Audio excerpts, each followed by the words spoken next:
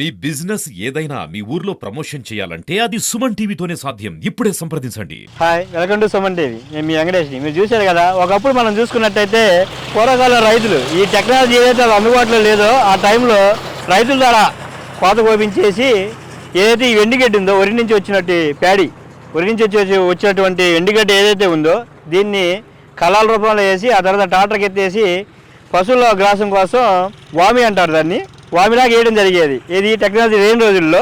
ఇప్పుడైతే కూడా చాలా టెక్నాలజీ వచ్చినాక ఈ రోజుల్లో చాలా సులభతరం అయిపోయింది. కోయడానికి ఇప్పుడు కూలీలకి 700 రూపాయలు ఉంది కాబట్టి యంత్రాల ద్వారా ఎకరానికి 1500 నుంచి 2000 రూపాయల మధ్యలో యంత్రాల ద్వారా కోపించేసి ఆ కోసినట్టు గడ్డి వేస్ట్ పోకుండా ఎండు చెత్త, ఇది పశుగ్రాసాలకి, గేదెలకి, ఆవులకి, అలాగే కొన్ని రకాల గొర్రెలు కూడా తింటాయండి ఇవి ఎండు గ్రాసాన్ని. వాటికి ఇలా విద్యుత్ బదులు గడ్డి వేస్ట్ పోకుండా ఈ ఎండు చెత్త ఇలా యంత్రాల ద్వారా తీసేది అంత అందంగా కట్టారు. ఇలాంటి మోపులు కట్టేసి ఈ మోపులు ట్రాన్స్పోర్టేషన్ కూడా చాలా ఈజీగా ఉంటుంది. ట్రాక్టర్ మీద తీసుకెళ్ళి స్టోర్ చేసుకోవడానికి ఏదైనా రేకుల షెడ్లో కానీ అలాగే బయట కానీ వేసుకున్నా సరే ఈ గడ్డి అనేది బూజు పట్టకుండా ఎన్ని సంవత్సరాలైనా ఉంటా ఉంది. సో దానికోసం యంత్రాలు వచ్చిన తర్వాత మనిషి జీవన విధానం ఎంత ఈజీ అయిందో, ఎంత బ్యూటీ అయిందో మీరు దీని ద్వారా చూడవచ్చు. చాలా ఈజీ అయిపోయిందండి.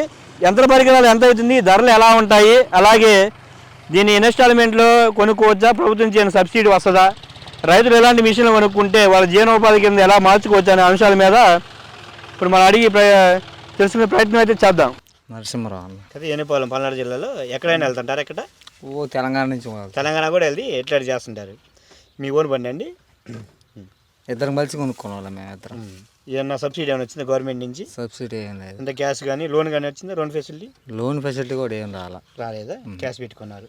క్యాష్ కొంత పెట్టిన, కొంత ఫైనాన్స్ చేసుకున్నారు. Okay okay. ఈ యంత్రం కూడా అంతేనండి? యంత్రం స్పాట్ క్యాష్. అది స్పాట్ క్యాష్. ఎంత పడుతుంది ఆ యంత్రం? అది అప్పుడైతే మేము కొన్నప్పుడు 3 లక్షలు. 3 లక్షలు అవుతుంది. ఇప్పుడైతేనేమో 2.5 తగ్గింది. 2.5, 2.65 అట్లా ఉంది. ఓకే. మీరు కొన్ని ఎన్నాళ్ళు అవుతుంది?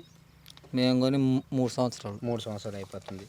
అది కొన్నాక మీరు సాటిస్ఫై అయినా ఆ యంత్రంతో? పర్లేదు, అంత అంటే ఎంత తీసుకు రోల్స్ కట్టే విధానాలు ఎంత తీసుకుంటారు మామూలుగా మీరు? 25 రూపాయలు. ఇది ఒక కట్టకి 25 రూపాయలు. ఎన్ని కట్టలు అయితే అన్ని 25 లెక్క. ఎకరాల లెక్క ఉండదు? ఎకరాల లెక్క. ఎన్ని కట్టలు కట్టి కట్టకి 25 రూపాయలు. 25 రూపాయలు. ఈ కొస కట్టడానికి ఈ ఆయిల్ ట్రాక్టర్ అన్నీ మీయే. ఇంకా మళ్ళీ ఏజెంట్కి పోతాయి, ఇక ఏజెంట్కి పోతాయి. మళ్ళీ ఏజెంట్ కూడా ఉంది ఇందులో, బ్రోకరేజ్ కూడా ఉందా? మళ్ళీ అదేంది మళ్ళీ బ్రోకరేజ్ మళ్ళీ ఇందులో? అంటే మనకి ఈ ఊరు తెలవదు కాబట్టి, పొలాలు తెలవు కాబట్టి ఇక్కడ ఆయన ఒక ఈ ఏజెంట్కి పెట్టుకొని అతను కమిషన్ ఎంత ఇస్తారు? 2 రూపాయలు. కట్టకి 2 రూపాయలు. సో అయితే రైతు డబ్బులు ఇచ్చినా ఇవ్వకపోయినా ఫస్ట్ అతనైతే మీకు డబ్బులు ఇచ్చేస్తాడు ఏజెంట్. అది మీకు కొంచెం సౌలభ్యం, ఎందుకంటే మనిషి తెలియదు కాబట్టి. 2 రూపాయలు పోయినా మీకు ఎమ్మటి క్యాష్ అనేది చేతిలో పడుతుంది. ఆ రిస్క్, రైతుతో రిస్క్ అనేది ఆ ఏజెంట్ పడతాడు. అంతే కదా? దాని వరకు అయితే పర్లేదు. ఒక పట్టుకి 10 రూపాయలు. ఎన్ని కట్టలు కడతారు డైలీ మీరు? 450, 500. 450 అంటే 500 అంటే 5,20,000, 10,000, 12,500 తోలకం వస్తుంది. మీకు ఎంత మిగిలిద్దండి మామూలుగా? ఎన్ని ఖర్చులన్నీ పోయి? ఖర్చులన్నీ పోయి అంటే డ్రైవర్కి రోజుకి వచ్చి 1000 రూపాయలు పోతుంది. 1000 రూపాయలు ఆయిరుకుంటుంది. డ్రైవర్కి 1000, 2000 ఆయిల్ పోద్ది. అవును. కోసుకు ఒక 1100. కస కూడా 1,800 వేసుకోండి. మొత్తం 3,500. 3,500 పోతాయి. 3,500, 12,500 తోలకం వస్తుంది. సో మిగతాది ఇంకా ఈఎంఐలు భూమిలు ఉన్నాయి కాబట్టి పోతుంటుంది. నికాల్స్కి అయితే ఒక రోజు మీద ఒక 5-6 వేలు మిగిలిద్ది అంటారా? 6,000, 7,000 సీజన్ వరకు అయితే గట్టిగా కొడితే 10,000 కూడా మిగులుతాయి. ఎలా మిగులుతాయి అంటే మనకల్లి ఇప్పుడు రేట్ లేదు కదండి. అటు పోతే 30-35 రూపాయలు, 40 రూపాయలు. 40 రూపాయలు కూడా కట్టకి. తెలంగాణ ఖమ్మం ఆ పక్క ఉంది రేటు. మరి అటు ఎందుకు వెళ్ళట్లేదు? ఎక్కువ పోయి వచ్చారు, ఫీల్డ్ అయిపోయింది అక్కడ. సో మీరు ఎక్కడెక్కడైతే వరి కోతలు అన్నీ లేట్గా స్టార్ట్ అయినాయో అక్కడికి వెళ్ళిపోతా ఉంటారు. సో సీజన్లో రోజుకి ఒక 10,000 సంపాదించగలరు. 10,000. సో 10,000 అంటే అది మిషన్ వచ్చేసి 3 లక్షలు వేసుకోండి. 3. సో 3 లక్షలు అంటే రోజుకి 10,000 అంటే నెలలో తీర్చేయచ్చు. మరి గట్టిగా చేస్తే తీర్చేయచ్చు. పని దొరకాలక పని ఉండాలి. అదే డైలీ పని ఉండాలి. సీజన్ వైపు కాబట్టి సీజన్ అయిపోయినాక మళ్ళీ ఖాళీ కాబట్టి ఆ మిషన్తో పని ఇంటికాడ పెడతాం వరకు, మళ్ళీ ఇంటికాడ వేరే తోలకు ఏం తోలం. సో ఒక సంవత్సరంలో అయితే దానికి పెట్టుబడి గట్టిగా జాగ్రత్త చేసుకుంటే వస్తుంది. సో ఎవరైనా నిరుద్యోగులు ఉంటారు కదండి, ఏం చేయాలి ఏ పని చేయాలని చెప్పేసి. సో ఇలాంటి చిన్న ట్రాక్టర్ ఉండి అలాంటి మిషన్ ఒక 3 లక్షల రూపాయలు పెట్టి కొనుక్కోగలిగితే ఆ సీజన్ వరకు తనకు పని చేసుకోవచ్చు కదా, జీవనాధారం చేసుకోవచ్చులే. కానీ ఇప్పుడు ఆడబట్టిన ఎక్కువ అయిపోయింది. అదేలేండి, ఎక్కువ ఉంటాయి. బాగా ఎక్కువ ఎవరు కొంటలే ఇప్పుడు.